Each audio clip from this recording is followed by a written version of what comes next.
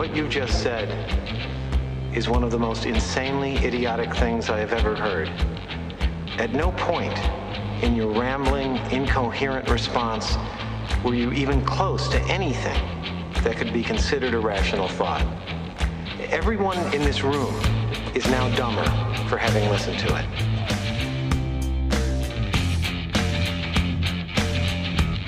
You don't know what that order is, Mr. Trash. I'd show you, but I'm too old. I'm too tired. I'm too fucking blind. If I were the man I was 5 years ago, I'd take a flamethrower to this place.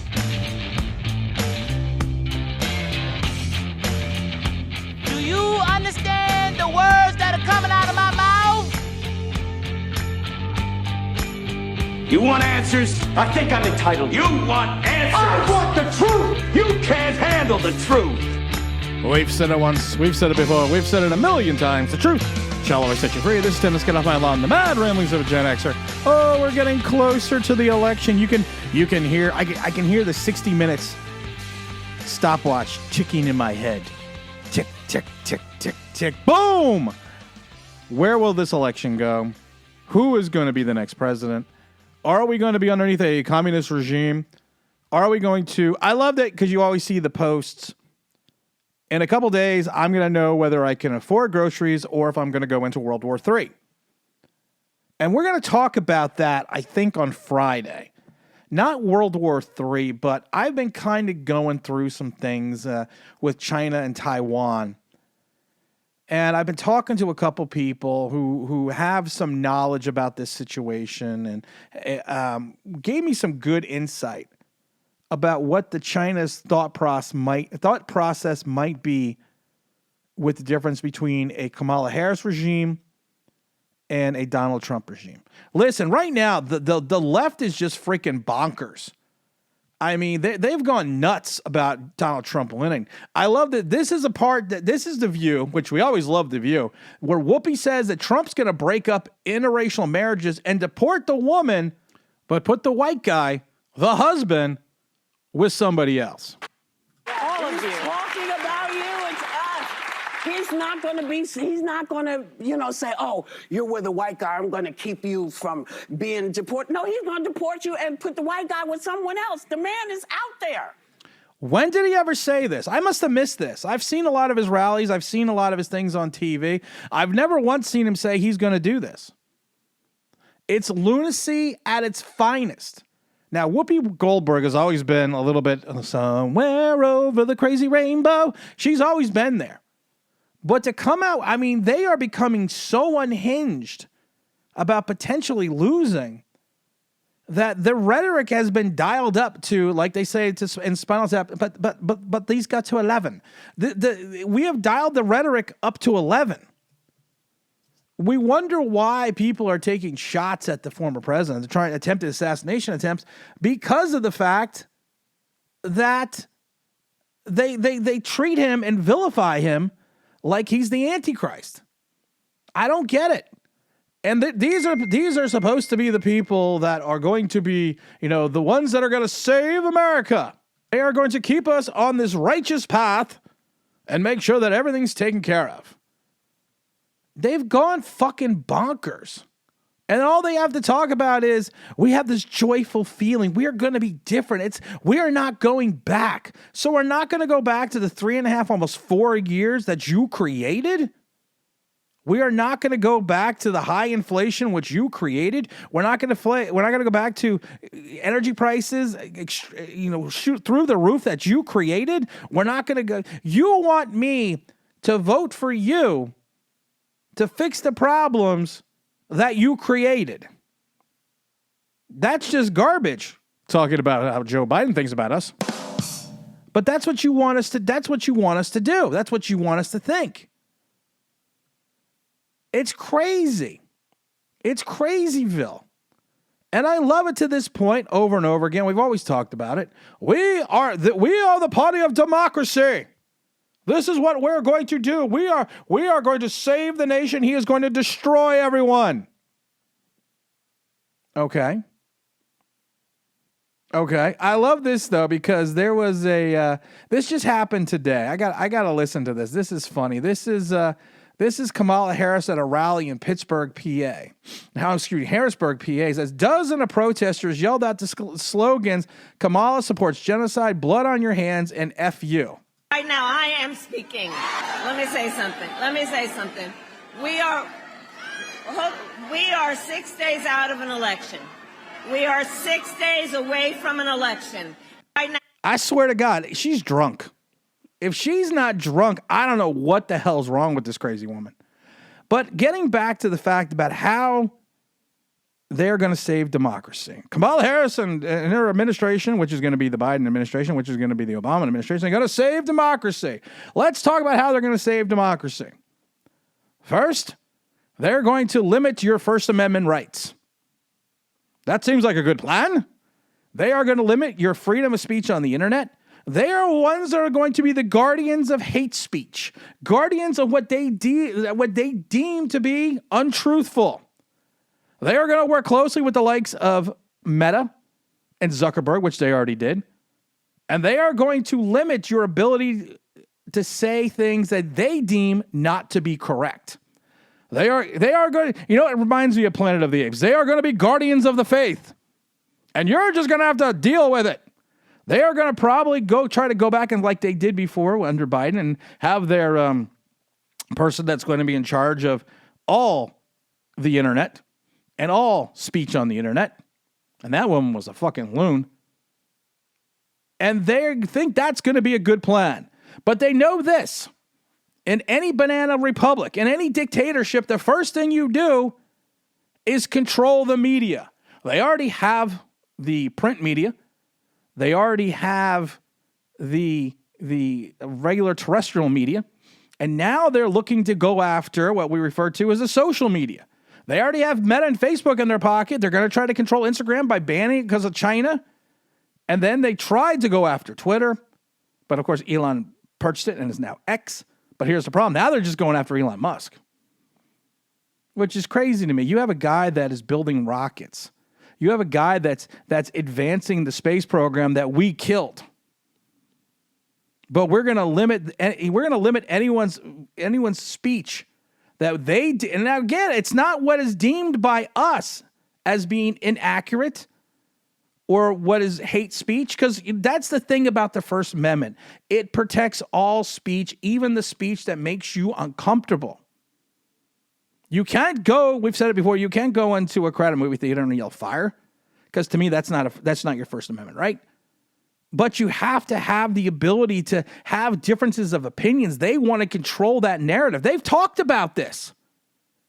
They've talked about this ad nauseum. Then they're going to go after your Second Amendment rights to bear arms. She's a Glock owner.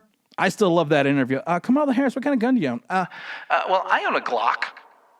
And I've said this before, as a gun owner for multitudes of years, and as someone that goes to the shooting range all the time, and someone that has spoken to many people that own handguns, when you ask somebody, what's your favorite gun that you own?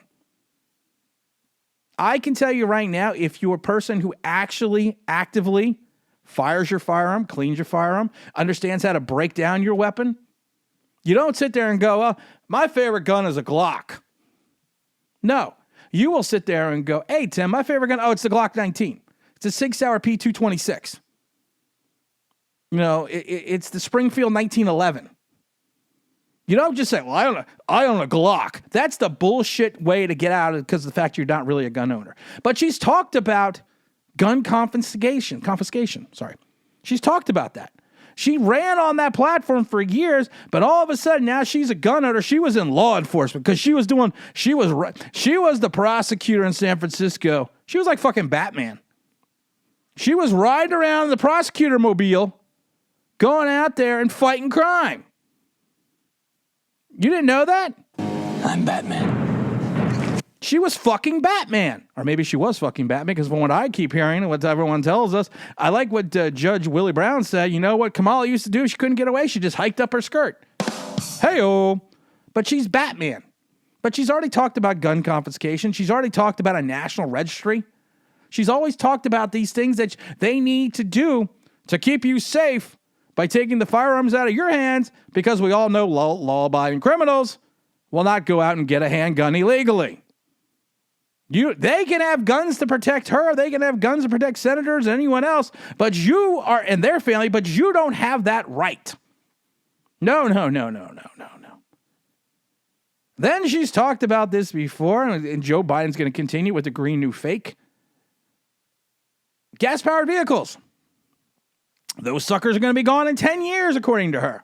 And she's going to make it so you have to buy electric. Now, these are the same people that spend $5 billion on electric chargers that they made 3. $5 billion for 3. That's a pretty good deal. I can't do the math in my head right now, but $5 billion, that's like that's like $1.6 billion per charger, and one of them is in a garage in New York, like in a basement. Let alone the fact that our electrical grid can't handle these types of things. And if you don't believe me, go look about what's happening with the rolling brownouts in California for years, especially in the hot seasons, where they literally tell you don't run your air conditioning, don't run your washer and dryer, don't do anything between these hours. And I love it because the hours were like between 11 p.m. and 6 a.m. So when the hell are you supposed to charge your car? When are you supposed to do that?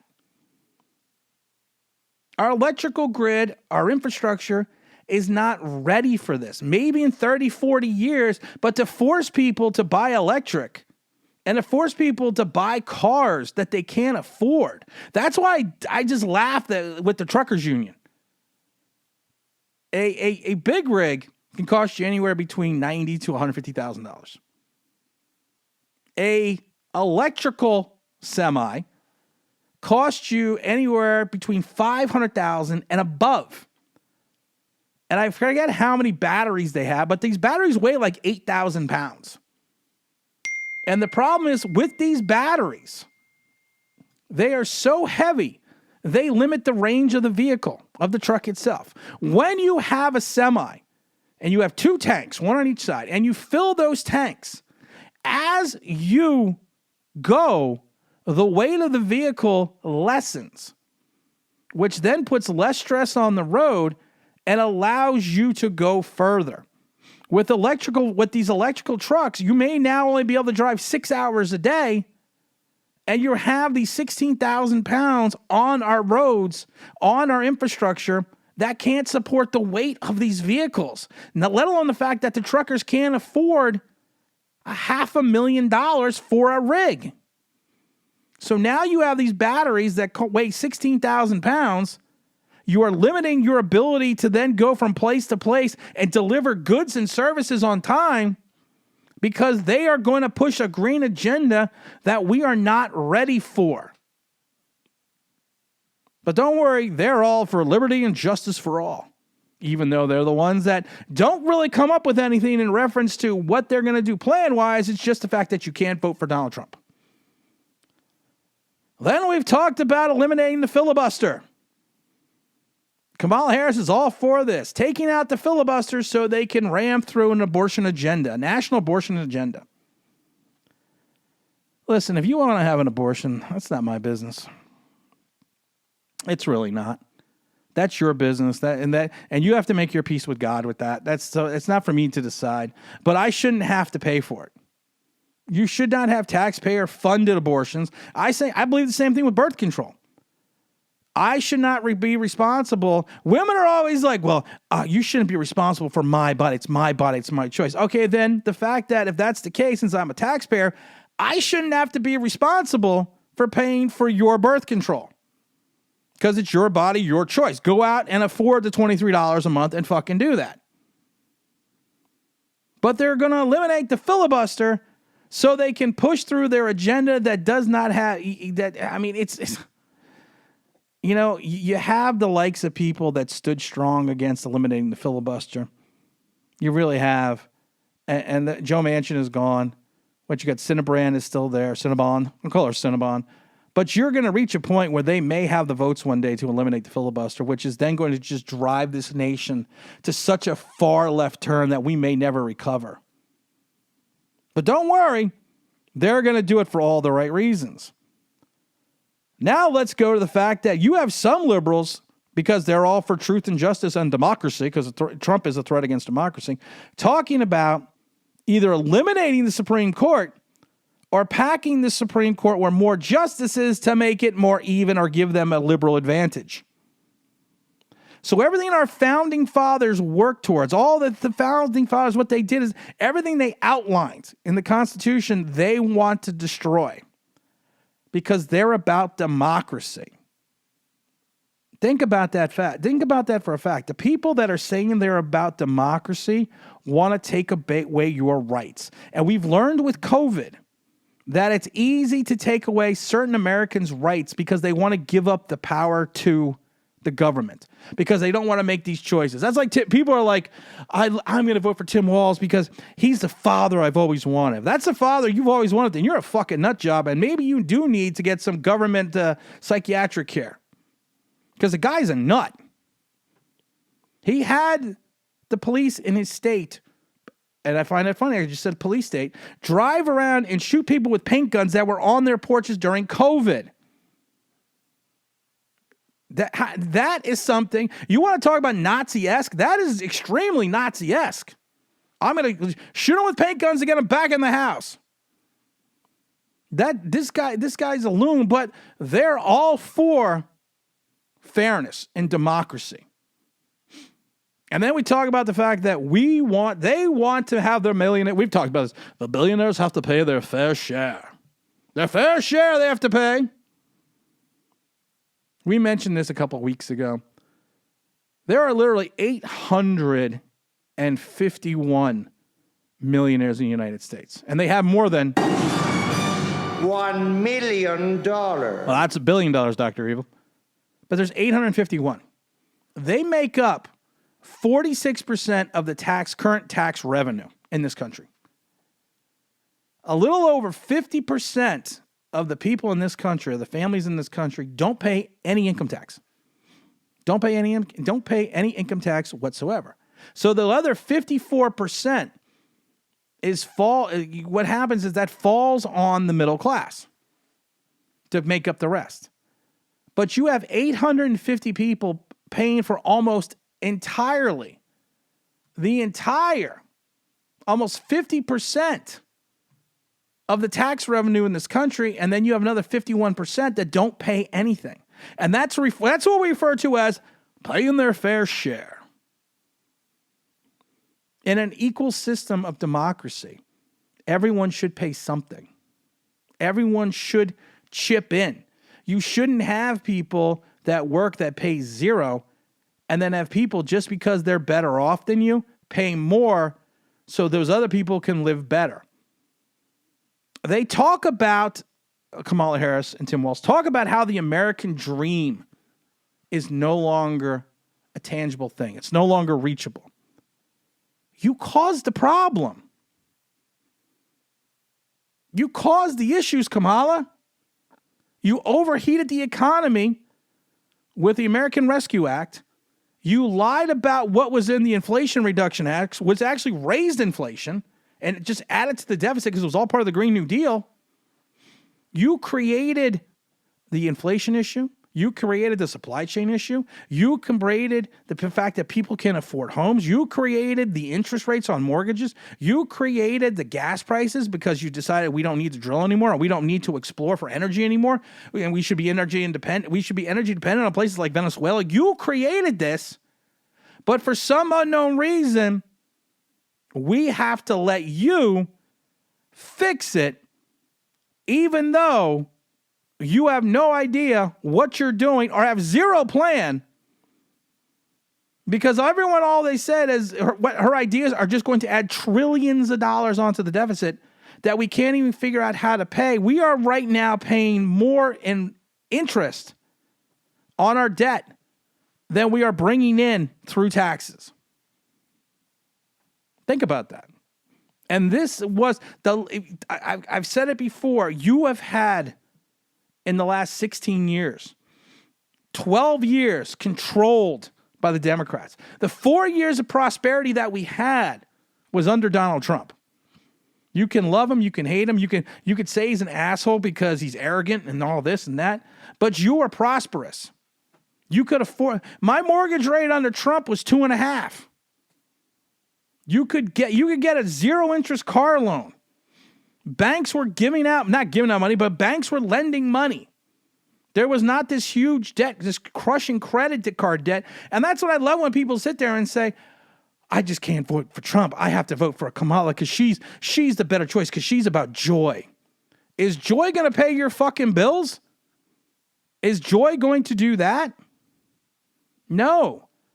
You have people now that are making decisions. Do I feed my family or do I make my minimum credit card payment because they needed to use their cards to keep them? We have the largest amount of credit card debt in this nation that we've ever had because of the last 3.5 years. But people still flock to these fucking morons because they say, I can't vote for Trump because of the things he says and he's arrogant and he's cocky. I always loved the person that was on Instagram, and she basically said, I was going to vote for Kamala until I talked to my father. And my father just had surgery, like brain surgery, I believe it was. And she's like, how did you pick your surgeon? And they met a couple surgeons, and there was this one that was kind of arrogant, kind of cocky, kind of an asshole, kind of thought he was a know-it-all. And the guy, but he was one of the best in the country. And his personality, his bedside manner turned people off. But her father said, I picked him because he was the right choice and he was the best choice. He may not be the nicest person. He may be gruff. But when you're doing something like this and it's your life, would you rather have someone that gives you this joy feeling or would you rather have someone that can fix the fucking problem? Vote Trump. Because the truth will always set you free. This is Tim. Let's get off my lawn. The Mad Ramblings of a Gen Xer. And I'm out of here.